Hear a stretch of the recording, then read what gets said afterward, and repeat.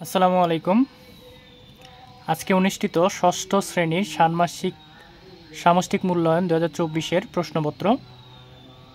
প্রথমেই প্রশ্নপত্রের শিক্ষার্থী নির্দেশিকা উল্লেখ করা আছে। নির্দেশনা বুঝতে সমস্যা হলে শিক্ষক বা সহপাঠীর সাথে আলাপ করা যাবে, প্রয়োজনে পাঠ্য বইয়ের সাহায্য নেওয়া যাবে। তবে আজকের সমস্ত আলাপেও কাজে প্রমিত ভাষা ব্যবহার করতে হবে। প্রতিষ্ঠাবার্ষিকী উপলক্ষে এক জমকালো অনুষ্ঠান আয়োজন করা হবে।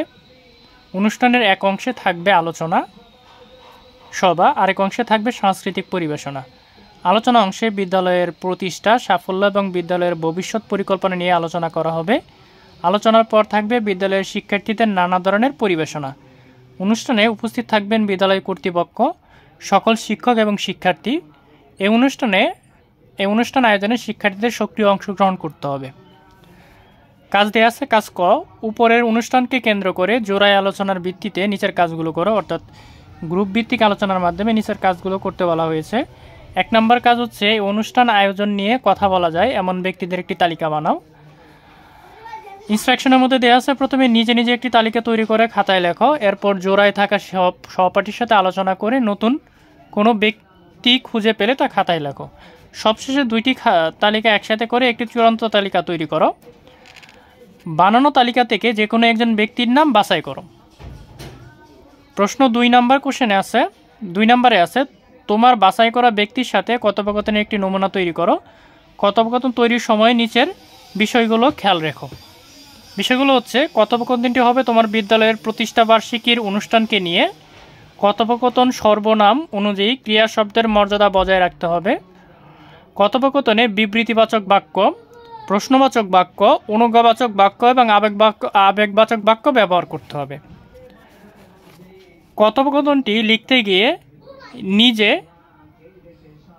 নিজের বাছাই করা ব্যক্তির সাথে কী ধরনের আলাপ করা যেতে পারে, কীভাবে মর্যাদা বজায় রাখা যায়, বিভিন্ন ধরনের বাক্যের কাঠামো কেমন হয় এবং কীভাবে এগুলো লেখায় ব্যবহার করা যায়, এগুলো নিয়ে পাশের সহপাঠীর সাথে আলোচনা করতে পারো।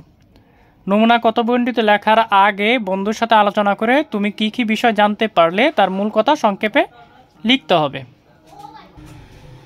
খ নম্বর কাজের ভিতরে আছে, তুমি পরিবেশনা অনুষ্ঠানে কিভাবে অংশগ্রহণ করতে চাও তা নিয়ে একটি ছোট্ট অনুচ্ছেদ লেখো। হতে পারে তুমি এই অনুষ্ঠানে গান, কবিতা আবৃত্তি বা নাচ পরিবেশন করতে কিংবা অনুষ্ঠান উপস্থাপনা করতে চাও। অনুচ্ছেদটি 100 শব্দের মধ্যে লেখা যেতে পারে। খেয়াল রেখো তোমার লেখা অনুচ্ছেদে যেন অন্তত 5 শ্রেণীর বাক্যের ব্যবহার থাকে। এই অনুচ্ছেদে যেন অত্যন্ত 5 ধরনের জ্যোতিচিহ্নের ব্যবহার থাকে।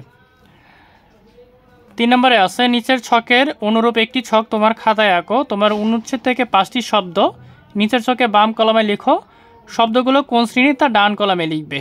এখানে এই বক্সের অনুরূপ প্রথমে শব্দগুলো লিখতে হবে এবং তারপরে শব্দটির শ্রেণী উল্লেখ করতে হবে। প্রশ্ন নম্বর 4-এ রয়েছে, নিচের ছকের অনুরূপ একটি ছক তোমার খাতায় লেখো। তোমার ব্যবহৃত 5টি জ্যোতিচিহ্নের ব্যবহারের কারণ দেখাও। এখানে জ্যোতিচিহ্ন সহ বাক্যটা লিখতে হবে এবং জ্যোতিচিহ্ন ব্যবহারের কারণটা এখানে লিখতে বলা হয়েছে। 5 নম্বরে আছে, এখন তোমার লেখা অনুচ্ছেদ থেকে যে কোনো 2টি শব্দের বিপরীত শব্দ লেখো। তারপর ওই 2টি শব্দ ব্যবহার করে 2টি বাক্য লেখো। এখানে বাক্য 1 এবং বাক্য 2 এই 2টা বাক্য লিখতে বলা হয়েছে। 2টা শব্দের বিপরীত শব্দ লিখতে বলা হয়েছে। 6 নম্বরে বলা হয়েছে, এরপর তোমার লেখা অনুচ্ছেদের সাথে যে কোনো 2টি শব্দের প্রতিশব্দ লেখো। তারপর প্রতিশব্দ ব্যবহার করে বাক্যগুলো আবার লেখো। বাক্য 1, বাক্য 2। এবং সর্বশেষ কাজ গতে বলা হয়েছে, এই অনুষ্ঠান আয়োজনকে ঘিরে সাইনবোর্ড, পোস্টার, ব্যানার, আমন্ত্রণপত্র কিংবা বিজ্ঞাপনের মধ্য থেকে যে কোনো একটি নমুনা লেখা খাতায় তৈরি করো। কাজটি হবে একটি দলীয় কাজ।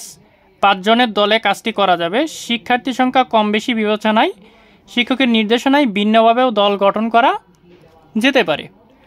আলোচনার মাধ্যমে লেখার কাঠামো এবং কী লেখা হবে তা ঠিক করতে হবে। প্রত্যেক দলের সদস্য যে কোনো একটি করে নমুনা নিজ খাতায় তৈরি করবে। দলের সদস্যরা নিজেদের মধ্যে আলোচনা করে ঠিক করবে কে কোন ধরনের নমুনা তৈরি করবে।